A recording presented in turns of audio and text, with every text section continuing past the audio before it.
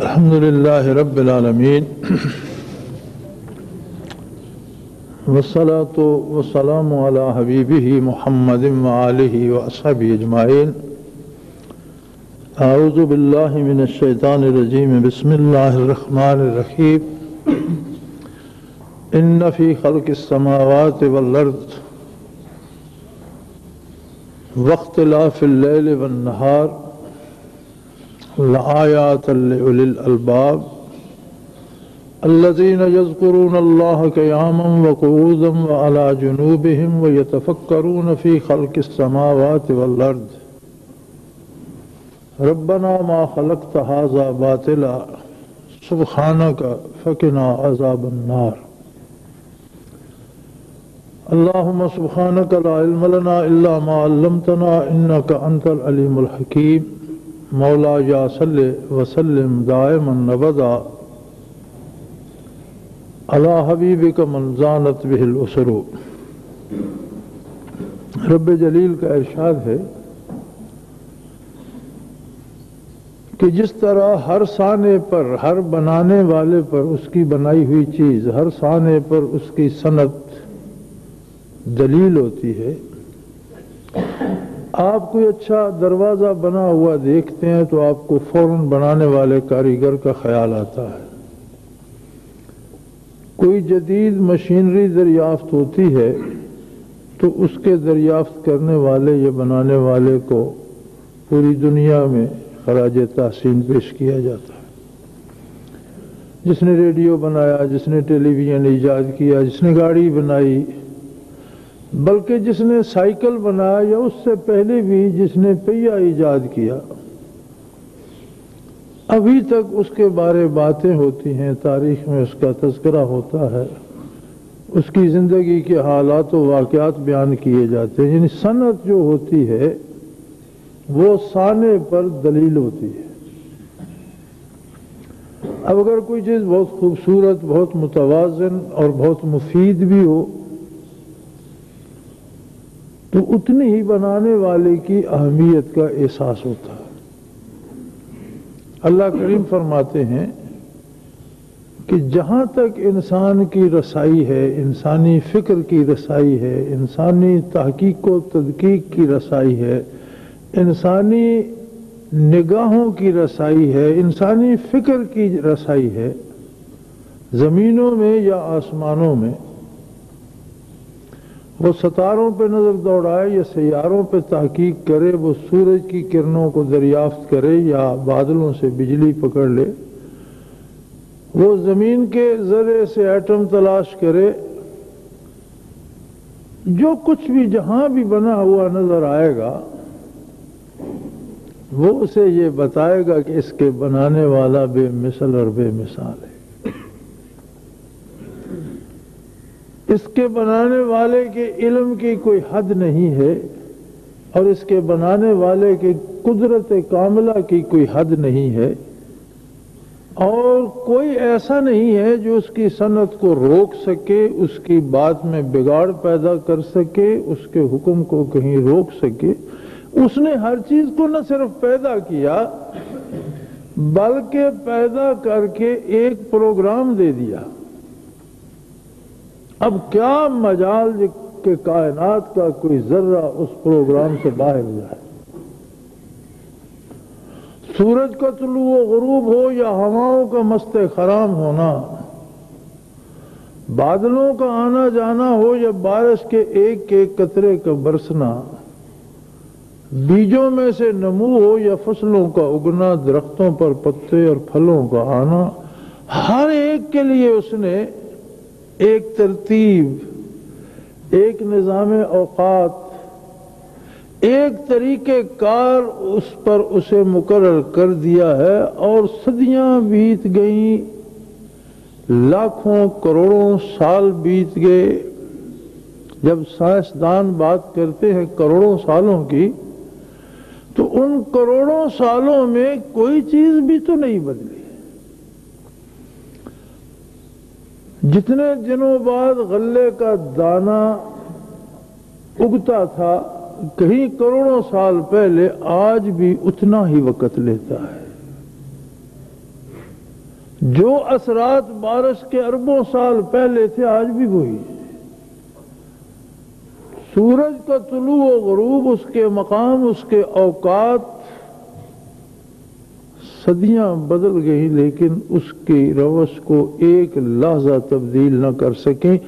اگر ان کروڑوں سالوں میں ایک ایک لحظہ سورج کی تاخیر یا تقدیم ہوتی تو دنیا آج تک تباہ ہو چکی ہوتی۔ اس نے صرف بنایا نہیں ہے، اس کی قدرت ایسی کامل ہے کہ ہر ذرے کو اس نے ایک پروگرام دے دیا اور وہ اس پہ چل رہا ہے۔ فرمایا ان فی خلق السماوات والسماوات والارض واختلاف اللیل والنہار لآیات لأولی الالباب، جس میں عقل ہو، شعور ہو، جو صاحب خرد ہو، اس کے لیے زمینوں آسمانوں میں، شب و روز کے آنے جانے میں، سورج چاند ستاروں کے طلوع و غروب میں اللہ کی عظمت کی دلائل ہے۔ اسی لیے جہاں تک تعلیمات نبوی نہیں پہنچتی یا عہد فطرت جو نبیوں کی تعلیمات سے خالی گیا، اس میں بھی جو لوگ ہوئے وہ اللہ کو واحد و لا شریک ماننے کے مکلف ہیں، اور ان کا اسلام یہی ہے کہ وہ کائنات کو دیکھ کر اس کے خالق کی عظمت کا اقرار کر لیں، اسی پر ان کی نجات ہے۔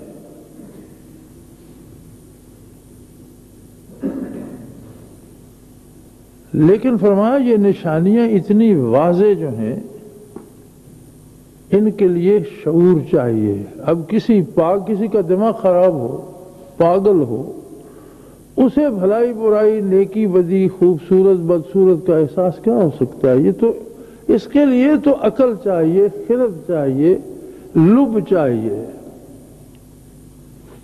اور فرمایا عقل مند کون ہے، صاحب خرد کون ہے؟ دنیا میں چیزیں ایجاد کرنے والے صاحب خرد نہیں شمار کیے اللہ کریم نے۔ خوبصورت مکان بنانے والے، دیواریں بنانے والے، خوبصورت چیزیں بنانے والے، خوبصورت باتیں کرنے والے، خوبصورت کتابیں لکھنے والے، فرمایا نہیں، عقل مند وہ ہیں الذین یذکرون اللہ قیاما وقعودا وعلی جنوبہم، وہ لوگ جو اپنے ہر حال میں اللہ کا ذکر کرتے رہتے۔ عقل کی بنیاد اس بات پر ہے کہ بندے کو اللہ کی یاد نصیب رہے، اور جو اللہ ہی کو بھول جاتا ہے، فرمایا اس میں عقل کہاں سے آئی، صاحب خرد کہاں سے ہوگا؟ مجھے یاد ہے ایک دفعہ ہندوستان کا جب نہرو وزیر اعظم تھا تو کسی نے بات کی، جس طرح یہ باتیں چلتی رہتی ہیں کہ یہ بہت دانشور، بڑا سمجھدار آدمی ہے اور بہت ہوشیاری سے حکومت چلا رہا ہے۔ پاکستان میں جلدی جلدی حکومتیں بدل رہی تھیں اس زمانے میں بھی، اور ایک جملہ کسی نے کہا تھا کہ ہندوستان کے وزیر اعظم نہرو نے اتنی دھوتیاں نہ بدلی ہوں گی جتنی پاکستان کے لوگ حکومتیں بدل چکے ہیں، یہ جملہ کہا گیا تھا۔ تو یہ بات حضرت رحمۃ اللہ علیہ کی محفل میں، اور قاضی صاحب بیٹھے تھے، سادہ آدمی تھے، تو وہ فرمانے لگے جیسا تم کہتے ہو کہ دانشور ہے، عقل مند ہے، اگر عقل مند ہوتا، دانشور ہوتا تو مسلمان ہو جاتا۔ جب اس میں اتنا شعور نہیں ہے کہ وہ اللہ کو پہچان سکے تو دانشور تو وہ نہیں ہے۔ یہ الگ بات ہے کہ ہمارے سیاستدان اس سے بھی گئے گزرے ہوں۔ تو قرآن کریم کا معیار یہی ہے، قرآن فرماتا ہے صاحب خرد وہ لوگ ہیں الذین یذکرون اللہ قیاما وقعودا وعلی جنوبہم، ذکر سے، اللہ کی یاد سے، اللہ کا نام لینے سے۔ اس پہ بڑی بات ہوتی ہے، اللہ کا ذکر، مطلق ذکر جو ہے وہ واجب ہے، فرض ہے۔ اب اس کی اقسام ہے، ایمان لانا یہ بھی ذکر ہے، اللہ کی ذات کو قبول کرنا، اس کی توحید کا اقرار کرنا، اس کے نبی کا اقرار کرنا، اس کی کتاب کا اقرار کرنا، ایمان لانا بھی ذکر ہے۔ اس کے بعد ہر وہ کام جو اللہ کے حکم کے مطابق کیا جائے وہ عملی ذکر ہے، اس میں اللہ کی یاد پائی جاتی ہے۔ اسی طرح ہر وہ بات جو اللہ اللہ کے رسول کے ذکر میں ہو، اللہ اللہ کے رسول کی باتوں میں ہو، آپ کی اطاعت کی حد کے اندر ہو، ہر وہ تسبیح جو مسنون ہے، ہر وہ صفت جو ذات باری کی جائے، جتنی اچھی باتیں زبان سے کی جائے وہ ذکر ہے زبانی لسانی۔ ذکر کی 3 قسمیں ہو گئیں۔ عمل جو شریعت کے مطابق ہو وہ عملی ذکر ہے، ہر وہ بات جو اچھی ہو جو شریعت کے مطابق ہو وہ ذکر لسانی ہے۔ لیکن قرآن جب مطالبہ کرتا ہے تو بات جا ٹھہرتی ہے ذکر قلبی پر، چونکہ فرمایا وَلَا تُطِعْ مَنْ أَغْفَلْنَا قَلْبَهُ عَنْ ذِكْرِنَا۔ قلب کا غافل ہونا اللہ کی ناراضگی کا مظہر ہے، اور نبی کریم صلی اللہ علیہ وسلم نے فرمایا کہ ذکر لسانی جتنے بھی ہیں ان سے 70 گنا افضل ہے ذکر قلبی، اور 70 سے مراد 70 تعداد نہیں ہوتی، عربی کا محاورہ ہے، یعنی بے شمار گنا افضل ہے۔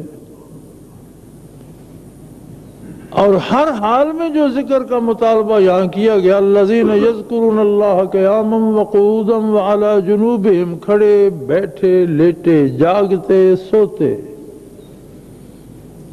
اب جو لیٹے گا سو جائے گا، زبان بند ہو جائے گی، دماغ چھٹی کر جائے گا، لیکن دل چلتا رہتا ہے۔ دل پیدا ہونے سے پہلے دل کی حرکت شروع ہوتی ہے اور دم واپسی تک، موت کے وارد ہونے تک دل کی دھڑکن جاری رہتی ہے۔ سو یہ ذکر دوام تب ہی نصیب ہوتا ہے جب دل ذاکر ہو جائے، اور اگر دل ذاکر ہو جائے تو فرمایا الذین یذکرون اللہ قیاما وقعودا وعلی جنوبہم ویتفکرون فی خلق السماوات والارض۔ دل ذاکر ہو جائے تو تفکر فی السماوات والارض نصیب ہوتا ہے، یعنی یہ سوچ، یہ فکر کہ زمین کیا ہے، اس میں کیا کیا خوبیاں ہیں، کیا کیا کمالات ہیں، ایک ہی میدان ہے، اس کے سارے کے اندر پانی پر تیر رہی ہے اور ساری کے اندر پانی ہے، ایک حصہ خشکی ہے، 3 حصے پانی ہے اس پر، جہاں سے کھودو پانی نکل آتا ہے، پھر بھی اتنی مضبوط ہے کہ بڑے بڑے قلعے اور بڑے بڑے پہاڑ اٹھا کر کھڑی ہے۔ ایک جگہ سے کھودو تو کھاری پانی ہے اور 10 فٹ دور کھودو تو میٹھا ہے، اور دونوں الگ الگ چل رہے ہیں، اس میں خلط ملط نہیں ہوتے۔ پورا سمندر جو 3 حصے بڑا ہے خشکی سے، سارا کھاری پانی کا ہے،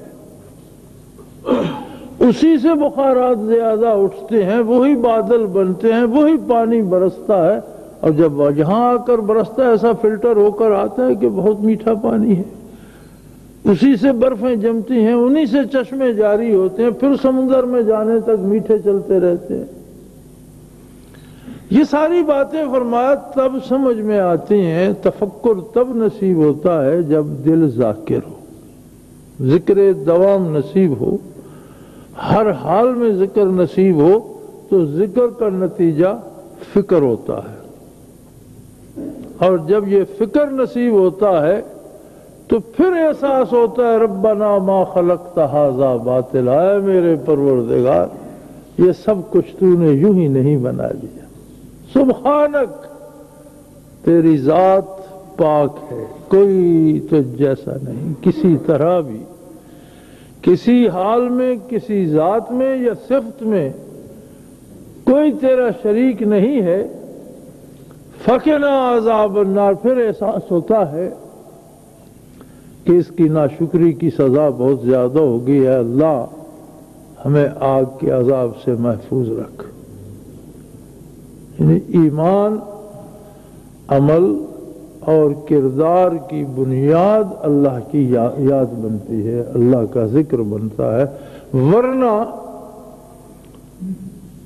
عبادتیں رسومات بن کر رہ جاتی ہیں۔ سب سے اعلیٰ ترین عبادت ہے حج۔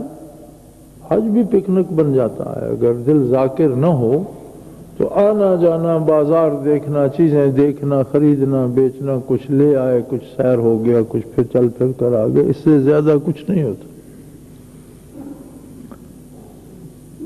نمازیں بیگار بن جاتی ہیں۔ آپ کبھی غور فرمائیں تو آپ کو اکثریت ایسے لوگوں کی ملے گی کہ جو جلدی جلدی پانی ادھر پھینک ادھر پھینک، پورے اعضاء تر بھی نہیں ہوتے، رکوع میں جاتے ہیں تو واپس نہیں آتے، سجدہ ایک کرتے ہیں تو دوسرا بھی وہی ٹھونگا مارتے ہیں۔ یہ جلدی پڑی ہوتی ہے جیسے پیچھے کسی نے بندوقیں تان رکھی ہیں جو بھاگو نکلو یہاں سے،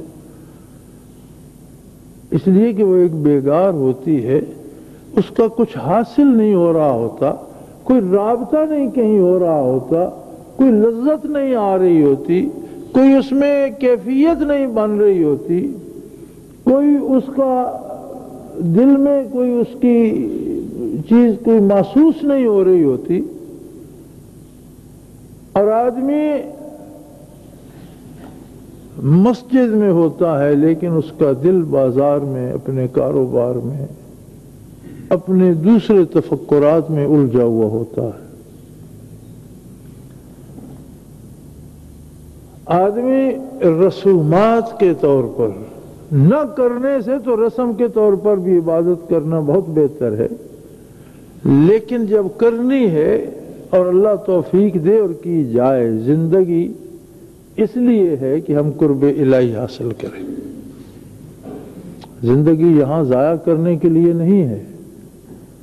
زندگی کا مقصد یہ ہے، آدمی کو فرشتوں کو اس نے بنایا، فرشتوں کو اس نے آسمانوں پر عرش پر جگہ دے دی، اللہ اللہ خیر صلی اللہ، وہ اس کی بارگاہ میں حاضر ہیں۔ جانوروں کو، حیوانات کو، چاند سورج ستاروں کو، زمین کو، سمندروں کو، پہاڑوں کو اس نے بنایا، جب تک چاہے گا رکھے گا، جب چاہے گا فنا کر دے گا، ان کی حیثیت کوئی نہیں۔ انسان کو جب پیدا کیا تو جنتی میں رہنے دیتا، مالک تھا، اگر جنت میں رکھ لیتا اسے کون منع کرتا، لیکن اس نے انسان کو جنت تک محدود نہیں رکھا، انسان کو آسمانوں تک محدود نہیں رکھا، فرشتوں کی طرح اس کی حد مقرر نہیں کی۔ انسان کو اس نے بنایا ہے اپنی ذات کے لیے، ایک ایسی مخلوق جو میرے روبرو آئے، جو مجھ سے محبت کرے، مجھے پہچانے، مجھ سے عشق کرے، پھر مجھ سے باتیں کرے۔ اب اگر اتنا بڑا مرتبہ کسی کو عطا کرنے لگا تو اس نے فرمایا اس کا راستہ دنیا سے ہو کر آتا ہے، چونکہ دنیا میں بھی میں نے بڑا حسن بکھیرا ہے، بڑی لذتیں بکھیری ہیں، بے شمار نعمتیں دنیا میں نے بکھیر دیے۔ اگر واقعی تم میرے خواہش مند ہو، مجھ سے محبت کرتے ہو، تو میں دیکھتا ہوں کہ دنیا سے گزر کر آتے ہو اور میری محبت بچا کر لے آتے ہو، تو پھر بسم اللہ، پھر میری بارگاہ میں آ جاؤ۔ اور اگر دنیا کی لذتوں میں پڑھ کر تم میری یاد ہی بھول جاؤ، میرے احکام ہی بھول جاؤ، میری اطاعت ہی چھوڑ دو، تو پھر تم اس قابل نہیں ہو کہ میری بارگاہ میں حاضر ہو، بلکہ تمہیں جو اہلیت میں نے دی، جو استعداد دی، وہ تم نے ضائع کی، اس کا جرمانہ تمہیں بھرنا ہوگا، اس کے لیے پھر تمہیں دوزخ میں جلنا ہوگا، اس کے لیے پھر تمہیں سخت ترین سزا پانی ہوگی۔ تو انسان محض کھانے پینے کے لیے یا محض دنیا میں اپنا ناموری بنانے کے لیے یا محض حصول اقتدار کے لیے نہیں ہے۔ اسی میاں نواز شریف کو میں نے اس کے ایک مہینہ پہلے، مہینہ 20 دن پہلے جا کر کہا تھا کہ تم اس انتہا تک پہنچ گئے ہو جس سے آگے اللہ کی گرفت شروع ہو جاتی ہے، بہتر ہے اب واپس آ جاؤ۔ یہ بات ان کی سمجھ میں نہیں آتی تھی۔ وہ یہ سمجھتے تھے کہ اس تختہ زمین پر کوئی ہمیں بھی چھیڑ سکتا ہے.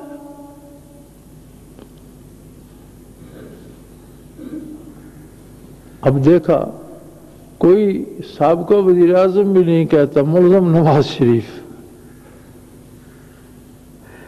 جو آج ہے کل انہیں بھی جانا ہے.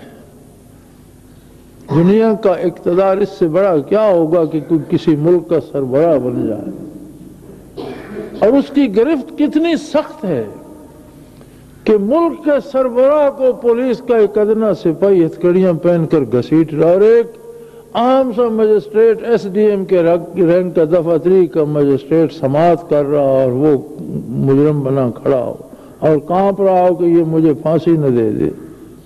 اس سے بڑا حسرتناک انجام کیا ہے؟ اب اگر دنیا کے لیے اللہ کی اطاعت نہ چھوڑتے، اللہ کے بندوں پر رحم کرتے، اللہ ان پر رحم کرتا. غریبوں کے لیے مشکلات پیدا نہ کرتے، اللہ کی مخلوق کی ایذا کا سبب نہ بنتے، اس کی اطاعت نہ چھوڑتے، تو دنیا بھی انجوائے کرتے اور اللہ کی بارگاہ میں بھی سرخرو ہوتے. دنیا میں بادشاہ بھی گزرے ہیں، حکمران بھی گزرے ہیں. شمس الدین التتمش ہندوستان پر جب حکمران تھا تو دنیا کی بہت بڑی طاقت تھے تاتاری، جنہوں نے تقریباً تمام وسط ایشیائی اسلامی ریاستیں تباہ کر دی تھیں، اور بغداد شریف تک تباہی مچا دی تھی. دریا سے اس طرف نہیں آئے تھے، انہیں جرأت نہیں ہوتی تھی کہ التتمش کی سلطنت میں پاؤں رکھے. ہلاکو خان نے اٹک کے دریا پر گھوڑے کی باغ روک لی تھی اور اپنے سپاہیوں کو منع کیا تھا کہ اس دریا میں جانے والوں پر تیر اندازی بھی مت کرنا، ایسا نہ ہو کہ ہمیں التمش سے لڑنا پڑے. قطب الدین بختیار کاکی رحمت اللہ تعالی علیہ کا مرید تھا اور ذاکر تھا، صوفی تھا، اور اتنا بڑا سلطان تھا. خواجہ قطب الدین بختیار کاکی رحمت اللہ علیہ کا جب وصال ہوا تو انہوں نے وصیت کی کہ میرے جنازے کی نماز میں امامت وہ شخص کرے گا جس نے ہوش سنبھالنے کے بعد کبھی تہجد نہ چھوڑی ہو، جس نے غیر موقدہ سنتیں بھی کبھی نہ چھوڑی ہوں، اور جس نے بغیر وضو کبھی آسمان نہ دیکھا ہو، کبھی بے وضو باہر نہ نکلا ہو.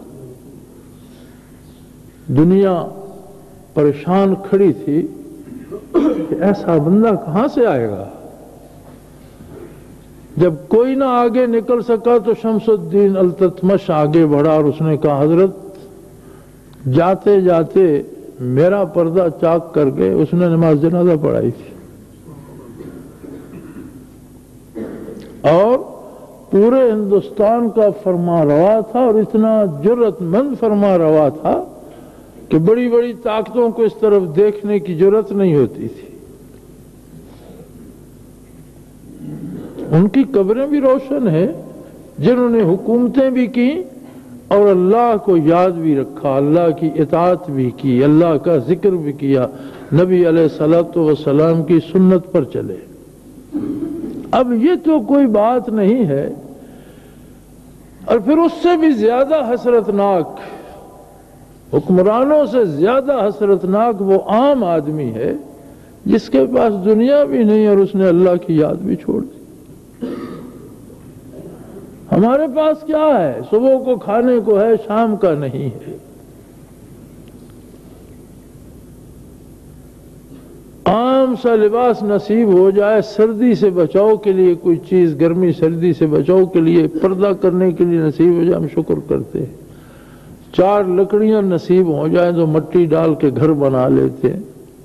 یہ ہماری حیثیت ہے، اور اس حیثیت میں بھی ہم اللہ کو بھولے ہوئے ہیں. تو ہم کیا شکوہ کریں کہ وزیر اعظم بن کر وہ اللہ کو کیوں بھول گیا، فلانا حکمران بن کر کیوں بھول گیا. ہم تو مزدور، فقیر، بے بس، لیکن ہم بھی فرعون بنے ہوئے. ہم سمجھتے ہیں ہمارے جیسا ہی زمین پر کوئی نہیں. یہ فرعونیت دل کی غفلت کی وجہ سے پیدا ہوتی ہے، اور تفکر پیدا ہوتا ہے جب ذکر الہی نصیب ہو. تفکر جو ہے اللہ کی مخلوق میں، وہ عظمت الہی کی طرف دلالت کرتا ہے، رہنمائی کرتا ہے، اور تب جا کر بندے کی بات بنتی ہے. اسے احساس ہوتا ہے کہ میری منزل کہاں ہے، مجھے کہاں جانا ہے، میرا راستہ کون سا ہے، مجھے کیا کرنا ہے اور کیا نہیں کرنا. اس کا اندازہ تب جا کر ہوتا ہے. سو ذکر الہی کے بغیر نہ عمل میں لذت ہے، نہ عقیدے میں پختگی،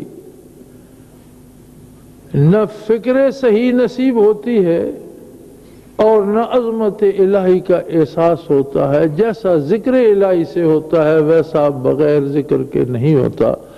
اللہ کریم توفیق دے تو اپنی راتوں کو اللہ کی یاد سے روشن کرو، اپنے دلوں کو اس کی یاد سے آباد کرو، اور دنیا میں جو چیزیں اس نے حلال بنائی ہیں وہ تمہارے ہی لیے ہیں. حلال کماؤ، اچھا کھاؤ، اچھا پہنو، اس سے منع نہیں فرماتا.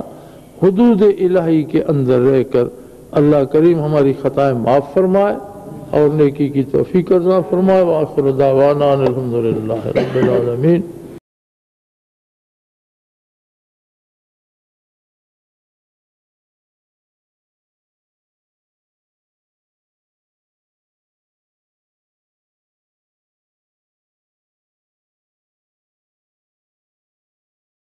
ہاں پھر سے بہار آئی، مجنوں کو صدا دو. ہاں پھر سے بہار آئی، مجنوں کو صدا دو. بےتاب ہیں پروانے، شمع کو جلا دو. بےتاب